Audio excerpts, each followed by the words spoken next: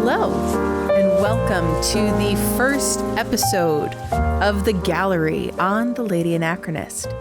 I am the eponymous lady of the Lady Anachronist, and I will be joined by my husband to discuss fashion's biggest night, the Met Gala 2025. We're going to do things a little bit differently than many have done when covering this event. We are going to talk a little bit about the theme and the exhibit that goes with the theme.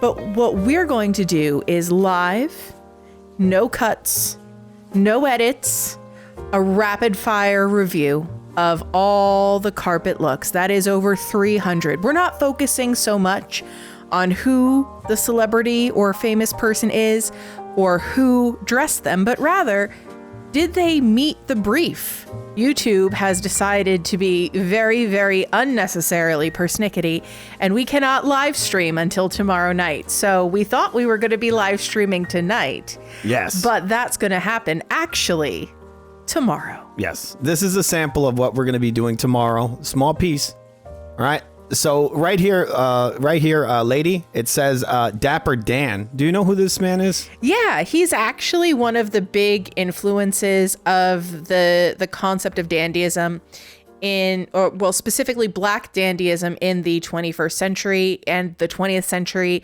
He owns a very well-regarded fashion store in Harlem where he focused on bringing these concepts of culture, bold patterns, style, bespoke tailoring to a demographic of people who may have been otherwise overlooked by that high street, by that couture, Savile Row style fashion.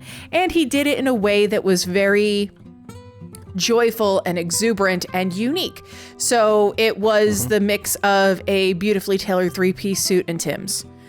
And Tim's, huh? And bringing together these very different fashion cultures and blending them in a very unique way. And he is definitely an icon in this concept, but is just the most, or one of the more recent icons in the concept of dandyism as it applies to Black people, not just in the United States, but going back through history. All right. So what we're going to be doing right now, lady, this is what the lady wanted, is that we're going to be doing a visual scoring of these outfits. So we're going to start with him. And remember, this is not going to be a very long recording because we don't have that much space on our hard drive. So we're going to be doing just a couple of these. We're coming out the starting gate hot. Exactly. This is being recorded. This is one of the reasons why. Well, we want to do a live show, but we can't do it live right now, just like Lady said. All right. So we're going to be scoring this from a scale from 1 to 10. Is that okay with you, Lady? It is, but we also have to kind of explain that scoring system briefly, right? Because This is not about would I wear it? Do I personally like it? It's did he meet the brief? Did he do what he was supposed to do, right? So when we think about Black dandyism in the 21st century or Black dandyism throughout history, some concepts that are core to that, as identified by Vogue, as also identified by Monica Miller, who is the author that wrote Slaves to Fashion. Did he pass the assignment? Is that what you're saying? Did he pass the assignment? Exactly. I got to add something to this, lady. When I look at this, I like to wear some interesting outfits myself. You do. But when I look at this guy's outfit, I really got to open your mind. I really got to open my mind. All right, lady, what do you think of it? I think he met the brief. I think that in many ways he defines the brief in a sense. Is it necessarily something that I personally like or would wear? No, not really. It's a bit too, the patterns are a bit too bold. The tailoring, I like the tailoring. It's very 1920s-ish. Wait, 1 second. What's your number? What are you giving him? My number, you got to give him a 10. He's 10? He's one of the people that was identified as the tastemaker for the exhibit. That's a weird. This is based on his body of work. You can't Yeah, but look, take him and say no. Just kidding. Well, you can't fail. Well, I mean, I understand it goes with the theme, right? But the look, you got to go by the look as well, like the cut of it. Well, the cut You saying is this a is reference. a 10? This is perfect? I'm saying that because this is very much about a personal sartorial experience, he is one of the people who has been identified as a tastemaker in this genre. So if this is his taste, if this is what he's Yes. bringing to the Olympics, the apex of acknowledgement, Yeah. I, as not a black dandy, can't say actually you're not doing black dandyism right. I think I don't think he's doing black dandyism right. I don't like the way it looks. I think the pants are too baggy. I think that I don't like the cut of the shirt. I don't like the way it comes together. It looks bizarre. It looks like he's wearing two vests. His shirt isn't tucked. You know, his shirt's not tucked into his pants. I don't like anything about it. I don't like the glasses. I think the glasses look all wrong. He looks like he's in some weird like fighting video game, or like he's like it's like he's wearing glasses from one of the vampires in the Blade movie. You know, the one that Blade took out in the you know which one? The Informant, right? Yeah. All right, you okay with that? I mean, you are definitely entitled to your opinion. Am I? I think that it's important to kind of remember that he is one of the people who defined this style. So to say that he's doing his own style wrong is kind of messed up, right? It's kind of funny. I guess. I kind of feel like, you know, you're entitled to say that, but I don't really think that that it makes a lot of sense, to be honest. Come on. But It's hey, just- I mean, it's how I feel. Listen, if you don't like it, you don't like it. Yes. And that's okay. You don't have to. Okay. This All right. is a Well, conversation. All right. We've moved on to our next victim. Sorry. I'm kidding. I'm kidding. Man. All right. Okay. All right. What do you think of this lady? Dude, I have to be honest. I actually loved this outfit. Oh, I loved this outfit. I didn't like Dapper Dan's outfit, really. I respect his role in the genre, but I didn't like the outfit. I actually really like her outfit, and I saw the behind the seams or whatever it was, like getting ready with, I don't remember which one. It was either Vogue or Allure, one of those magazines did a like behind the scenes look. There was so much thought put into it. I think she nailed it. So would I wear this whole thing all at the same time? No, but would I wear parts of it? Absolutely.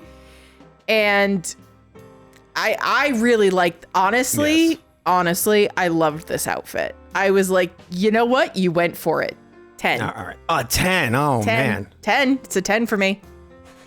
Okay. What are you going to do? Give it like a 1? I like it. It's just like you said. I like certain parts of it, certain elements of it. And I feel like it would work better with a different outfit. But the whole blend of a hat with a do-rag, it just gives, there's too many Castlevania Symphony of the Night references here. I don't know if that's what she was doing. I'm pretty sure she wasn't, right? No, like, so. This is giving me very much pimp/vampire hunter. Well, she was kind of going for pimp. Pimp vampire hunter. Well, she was kind of going for pimp because part of this whole thing is that the concept of dandyism, right?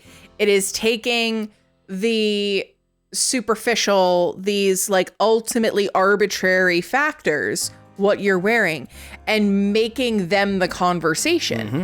So she is utilizing these various elements, all of which reference different aspects of the history of black dandies, and rolling them all into a hyper feminized version, which in itself is a very sartorial take on an already sartorial concept. Yes. So I think it's really, really cool, actually. Like, first of all, she's a female wearing a do-rag. It's not just a do-rag. It's a crushed velvet pleated do-rag. Mm-hmm. You know, she's got the cane, but it's the bedazzled cane, and it matches her haute couture. I think she's wearing Vivienne Westwood platform boots that have custom spats. You know, she's got the zoot suit style pants, but with the tails coat, the exaggerated tails coat, which speaks back to, I forget who the performer was, but there was a black performer from, I think, the 19th century who was known for wearing an exaggerated tails coat. So there's so many different references to the historical foundations of what this exhibit is supposed to be about that it's a really intelligent decision that was made. Yes. And her cape, because she's wearing a floor-length cape, it says it's embroidered with the Harlem Rose because this actress, Teyana Taylor, is from Harlem. So it's like referencing Harlem, which was one of the epicenters of Black dandyism in the United States. It's referencing numerous different like historical figures who have been affiliated with this concept, and it's doing it all in a very, very feminine way, which is still, you know, utilizing fashion to create a narrative of self, which is exactly what Monica Miller's book is about. So I think she nailed it. She nailed it on every level that you can nail it on. And while I wouldn't wear this entire outfit all at the same time, yes, I think it was a 10 out of 10 for me. I feel like there's just too much going on. She looks like I said, she just looks like I can't sway you. She looks like she's gonna be tackling vampires. She is. There's too much Castlevania going on there. But we're gonna be going more into this tomorrow on the full live show. Yes. Before we go into the next part, we're just gonna show you a little bit of the Lady Anachronist. Anachronist. My love. Phone. My love. We've had this conversation. Sorry, I didn't pronounce that right. It is her show. It's a new my lovelier half has his own channel. Not better half, huh? You are better and No. lovelier and smarter and all That's things not true. are. That's not true. All right, so we're looking at Nicole Nicole Kidman. Kidman. Oh, what the heck is that? Oh, sorry, people. There's some weird music that went on, and it's coming from this phone. Give me 1 second. All right, weird stuff. We had a small like drag queen moment there. Yeah, exactly, yes. Are you going to start voguing for me, my love? I'm voguing right now. All right, so once again, this is a demo of the ladies' upcoming show that's coming tomorrow. Yes. Sorry, we're a little bit weird or all over the place. It took a little while to put this together. What would you rate this look here, lady? Listen, people are built all different kinds of ways. She could just be lean. I don't know her life. But that's not a pose I would necessarily pick because it really, really emphasizes the lack of fat on her body. Yeah, some fat is good for you. You need it. Well, there's also, we really can't see much of an outfit. It's most of the back you see there. We're going to see if we can just see a couple more outfits. Here's, what's her name? That's Sabrina Carpenter. Yeah, that's pretty nice looking, actually. Yeah, and it has a couple of interesting historical references. So there is, of course, the reference to the exaggerated tails, which was worn by a performer. Sadly, I think he was a performer in like vaudeville, but more on the like minstrelly side of vaudeville, which is really unfortunate. But also, the designer who created the iconic Playboy bunny suit was actually a Black lady. That's actually one of the prettiest things I've seen here, but I mean, it's probably one of the reasons is because she's wearing it, right? Yes. Seems like a pretty good look. She's an attractive woman. That is actually by Louis Vuitton. Interesting. Mm-hmm. It goes with the theme because of the hat. The hat is really the only thing that brings it to the dandyism. Well, right? now you're talking about J-Lo's look. This is, yeah. We've moved from Sabrina Carpenter to J-Lo. Oh, yes, we have, of course. I mean, we're looking at J-Lo. This is like almost Freddy Krueger chic. I don't really know that she hit it because this is about dandyism and tailoring, and this is just... See, this is something that happens. It's just a pretty dress on a pretty person. Like, there isn't or doesn't seem to be a tremendous amount of, like, intelligence, and this is about being on theme. Like, is it a pretty dress? Yes. Does it fit her nicely? Yes. Are her accessories interesting? Yes. Yes. But is she tailored? Mm-hmm. Because the actual brief for the event night was tailored for you. So nothing really about that garment is giving me tailored. I feel like you need to have the fur coat on. Like she has to have the fur coat on. She took it off. But the hat doesn't make much sense. It looks sort of like Crocodile Dundee. So I think that part of the issue is that she, like many famous pretty people, is just focusing on being a famous pretty person. There were a bunch of celebrities who did that where it wasn't about wearing something on theme. It wasn't about stepping out of their comfort zone. They just kind of wore a pretty outfit. Yes. And I can't respect that, because even if in any other occasion, I would say, oh yeah, that's a beautiful gown. It fits her nicely, so on and so forth. Like, this is your opportunity to do theme dressing. You have a tremendous budget. You have some of the most well-known haute couture houses in the world vying to dress you. And you just wear a pretty dress? It's so boring.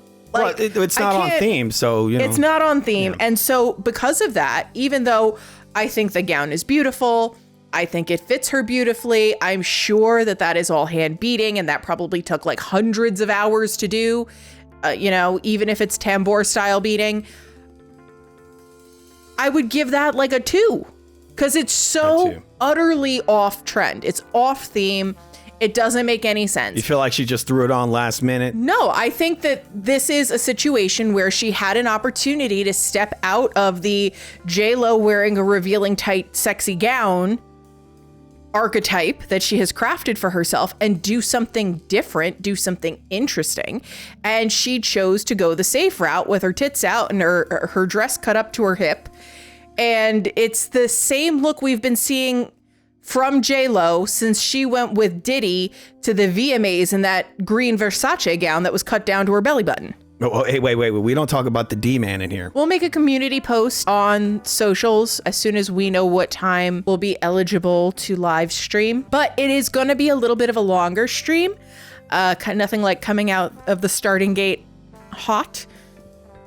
So just settle in, grab a beverage, and let's talk about what it means to be tailored, what this event means, whether or not the exhibit was really done justice by the carpet.